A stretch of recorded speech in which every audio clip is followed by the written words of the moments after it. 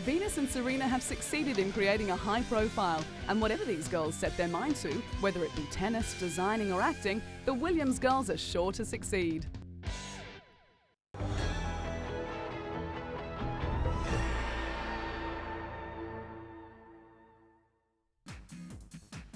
American superstar Marion Jones is a woman in a hurry.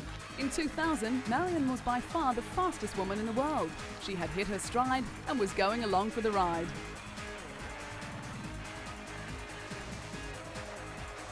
It all began in school in 1992, when Marion started to show extraordinary promise in track and basketball. At the age of 16, she competed in the US Olympic trials, but was denied a spot because of her young age. Disappointed, Marion decided to attend university on a basketball scholarship and was headed towards the Atlanta Olympics, but a broken foot forced her to sit out the games.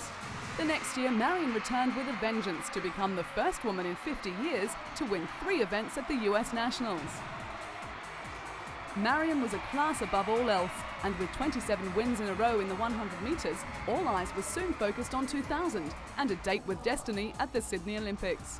After the disappointment of the Atlanta Games, Marion was eager to race, and in Sydney, success came. The super athlete became a triple gold medalist, winning impressively in the 100, 200 and 4x400 metre relay. She also won bronze in the long jump and 4x100 relay. Even with Olympic success, Marion was still not satisfied. She planned to compete in Athens in 2004, then wrap up her amazing career at the 2008 Olympic Games.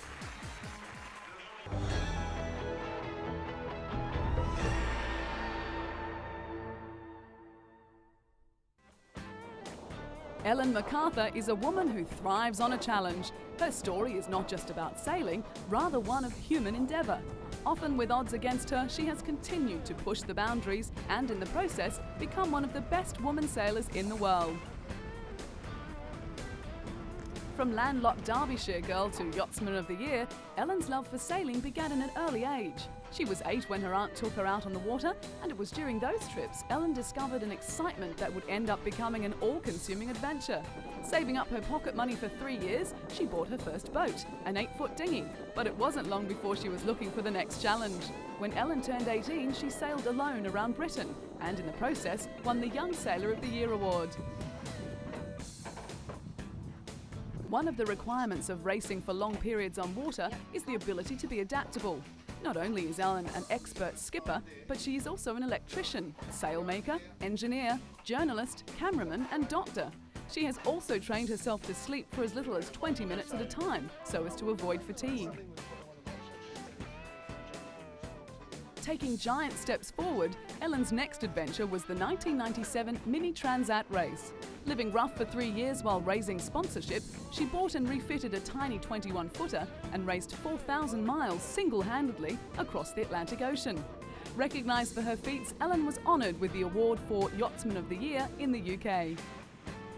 Things were looking rosy for the talented sailor, and in the year 2000, Ellen secured sponsorship from Kingfisher for her next race. And what a race it was! The Vendée Globe non-stop round-the-world solo yacht race is known as the toughest challenge that the world's oceans have to offer. At 24 years of age and just 5 foot 2 inches tall, Ellen was just one of 2 women competing in the 20-plus strong international fleet race.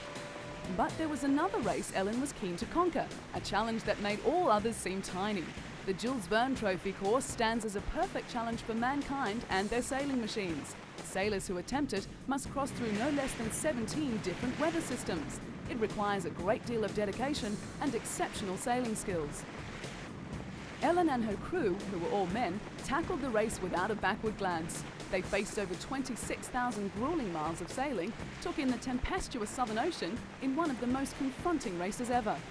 Ellen's aim was to attempt to beat Frenchman Bruno Peyron's record. In May 2002, Peyron made sailing history when he sailed around the world in 64 days, 8 hours, 37 minutes and 20 seconds, the fastest circumnavigation time ever recorded. Ellen and her Kingfisher 2 crew were not alone in their record-breaking quest. French skipper Olivier de Kersorsen had already set off on his trimaran Geronimo. However, Ellen and her crew were confident that Kingfisher 2 would rise to the challenge. But after launching Kingfisher 2, things did not go as planned. The 26-year-old and her 13-man crew were forced to make an unscheduled stop after their catamaran suffered damage to her mainsail and mast. After 3 weeks at sea, Ellen and her crew were neck and neck with the present record set by the Frenchman.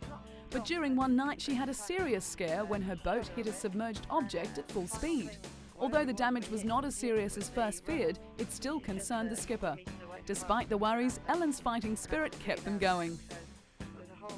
Kingfisher 2's position put them 31 hours and 26 minutes behind the pace set by Orange, the craft that Frenchman Bruno Peyron sailed to set the current record. With time running out, Ellen battled on, but she soon realised it was no use going on. With the Kingfisher 2 dismasted and a substitute using the catamaran's boom erected, progress was too slow. She sailed into Fremantle in Western Australia almost a fortnight after losing the mast. Of the dozen attempts that have been made on the Jules Verne record, 8 have ended in failure, so the skipper always knew the odds were against her. Ellen had rarely slept or left the navigation station during the 24 days at sea, and when gloom could have swamped the crew after the failure, the opposite occurred, with plenty of high spirits.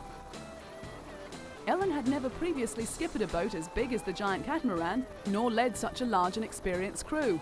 Even though the journey ended in disappointment, it wasn't long before Ellen was planning her next adventure. But first there was some well-earned R&R in store for the tiny sailor with the big heart.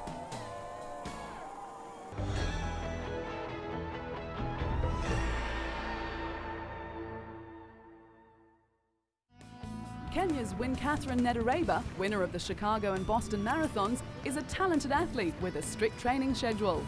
She begins her day at 6 o'clock in the morning, stretching, working out and running laps at the National Stadium.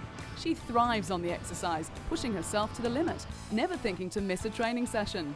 Self-discipline is the key to this athlete's success, with a belief that all the hard work will gain rewards. After the morning sessions, Catherine returns home to prepare breakfast for her family. Her husband Anthony, an up-and-coming marathon runner himself, is also her training partner and is extremely proud of his wife's achievements. When Catherine's goal to be the first woman to go under 2 hours 20 minutes was achieved by another runner, her husband was by her side, encouraging her to go one better. And that she did, breaking the world record. After running the world's fastest marathon time in the Chicago Marathon, Catherine's recognition increased. This photograph is just one of the many mementos she has on display in her living room, along with trophies for her numerous athletic victories. When she returned home from her record-breaking run, Kenyan President Moi presented her with a Distinguished Service Medal. When Catherine isn't running, she works in administration at the men's prison in Nairobi West. She is in charge of the staff, organising filing and dispatching messages. The Kenya Prison Service is famous for employing and training world-class athletes. They also employ 3 other champions: Susan Chepkemei, the world's fastest half-marathon runner, Ruth Kootal, a top 3 finisher in the Paris Marathon, and Edith Masai, winner of the Grand Prix race in Oslo. The 4, known as the Golden Girls, train together on this dusty racecourse in the Langata forest near Nairobi. Guiding them through their paces is Kenya Prisons coach Elizabeth Olaba, whose winning formula is to train the athletes strictly to a program, never deviating from the plan. She feels that it helps strengthen the mind as well as the body. Like Catherine, she agrees that self-discipline and hard work allows them to get the most out of themselves. It is this strict discipline that has helped Catherine to win the Boston Marathon twice. It is quite an achievement, as she is the only woman to have done so. But like most athletes, it hasn't all been success. When competing at the qualification trials for the World Long Distance Championships in Edmonton, Canada, she finished a disappointing 4th.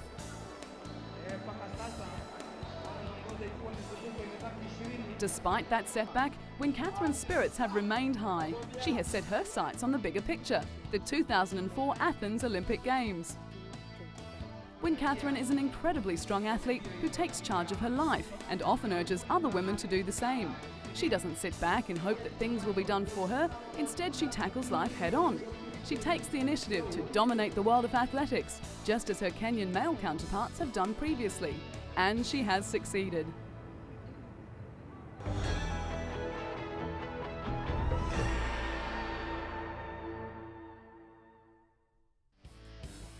The golf course at Brobalsta near Stockholm, Sweden has a pretty impressive patron, and the members can't stop talking about her. Annika Sorenstam is blonde and blue-eyed, extremely talented, and willing to mix it with the boys. Coming from a sporting family, Annika made her golfing debut in 1982. Between herself, her sister Charlotte, and her mother Gunilla, they have made many tournaments their own. Annika has an amazing talent. In 1995, at the age of 25, she had her first LPGA career victory when she became a Rolex first-time winner at the US Women's Open. She also won an Athlete of the Year in Sweden, the country's most prestigious sports award. With her name constantly on the leaderboards, it wasn't long before the world started to notice the long-hitting Swede. With a reputation as having nerves of steel, she continued to impress, defending her title at the 1996 US Women's Open. That same year, she surpassed the $1 million mark in career earnings. Annika is now a household name and a role model for young girls throughout the world. Merchandise for the star golfer is big business and much in demand. But that comes with winning. 1999 saw LPGA history when she fired an 11 under during the first round of the Sara Lee Classic, as well as her first career hole-in-one. As for prize money, her career earnings skyrocketed, crossing the $4 million mark. In the first 5 years of her career, Annika won more LPGA tournaments than any other tour player. There was no keeping Annika down. In 2001, she recorded 8 wins, 6 second places, and a total of 20 top 10 finishes. She was awarded her 4th career Rolex Player of the Year award and also set new records in earnings, crossing the $2 million mark in a single season. In the Lincoln Financial Group battle at Bighorn, Annika teamed with Tiger Woods to defeat Kari Webb and David Duval, marking the LPGA's first ever appearance on US primetime television. Going where others have feared to tread, Annika accepted in 2003 an invitation to play in the Colonial at Fort Worth, Texas, becoming the first woman in 58 years to compete in a PGA Tour event. The last female to play in a PGA event was the legendary Babe Zaharias at the 1945 Los Angeles Open. While her entry had brought criticism from some male players, she had an on-course female fan club, many sporting Go Anna badges. So whether she's breaking records or hitting off with the men, no one can deny the super talent of Annika Sorenstam.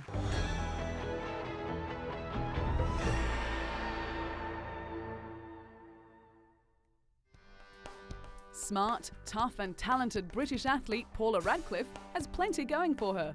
She is articulate and outspoken and just happens to be a damn good runner, making her the queen of British track and field. With a first-class honours degree in European studies and fluency in French and German, Paula is both smart in her lobbying techniques and brave enough to take on the might of athletics officialdom. Not scared to make her views known, Paula came to international prominence when she sat in the stands at the Edmonton World Championships, holding up a sign saying EPO cheats out. She was protesting over the inclusion of an athlete who had escaped a 2-year ban for testing positive to a banned drug. The talented runner has also inherited some handy genes, as she is the great niece of Charlotte Radcliffe, a 1920 Olympic silver medalist in swimming, and the daughter of marathon runner Peter Radcliffe. With ambitions in sport politics, particularly in furthering the cause of women in sport, an International Olympic Committee membership is not out of the question. Known as having the style of a nodding donkey, Paula looks like she is in pain, and probably is. Her eyes roll back and her head jerks as she appears to fight for breath, but looks can be deceiving. Paula, Britain's World Women's Marathon record holder, is as tough as they come. The winner of a BBC Sports Personality of the Year, Paula is inundated with offers to run in marathons, but the London Marathon is her pet favourite. She claims the internationally acclaimed event is the most important competition on her calendar. After winning and smashing the women's record in 2002 in London, she went on to become the fastest female marathon runner of all time in Chicago, finishing more than 2 minutes under world record time. With long-distance Olympic gold medals in her sights, Paula is keeping fit and healthy. But things could have been worse when she was lucky to escape serious injury when a little girl on a bicycle ran into the world champion while she was on a training run in New Mexico. Despite grazing her knees and back, Paula's rigorous training regime continued. While the London Marathon is a prestigious title, attracting the world's best athletes, thousands of amateurs also take part, many raising money for charities on the way. And Paula gets in and does her bit too, raising awareness and cash for charities, helping the homeless and asthma sufferers.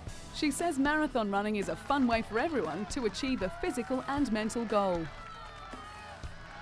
Paula won the 2003 London Marathon in style. In an astonishing 2 hours, 15 minutes, 25 seconds, she broke her own world record by a massive 1 minute 53 seconds. With the event allowing male Kenyan pacemakers, Paula was able to use her strength and stamina to excel. Style or no style, Paula has what it takes to be the best in the world.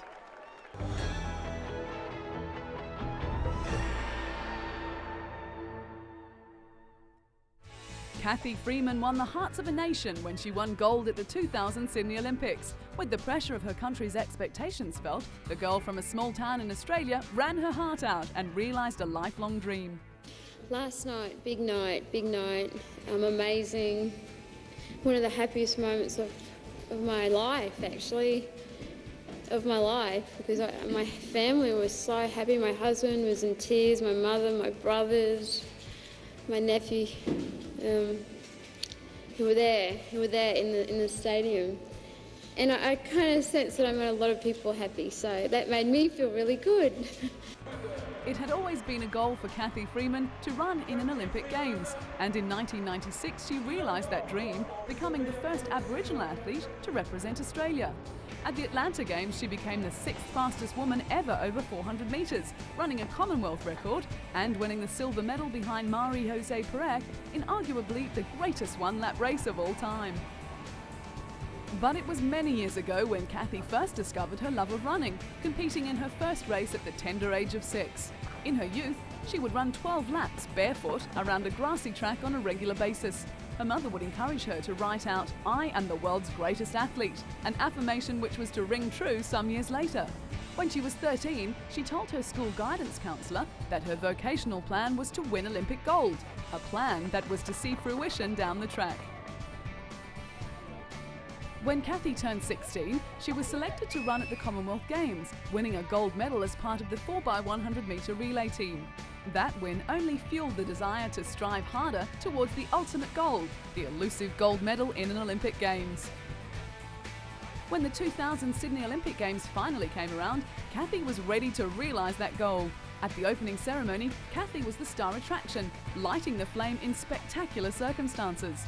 And what followed was everything she had ever dreamed of. With over 100,000 people chanting her name and running in a specially designed one-piece suit, Cathy flew home to win gold in the 400 metres final.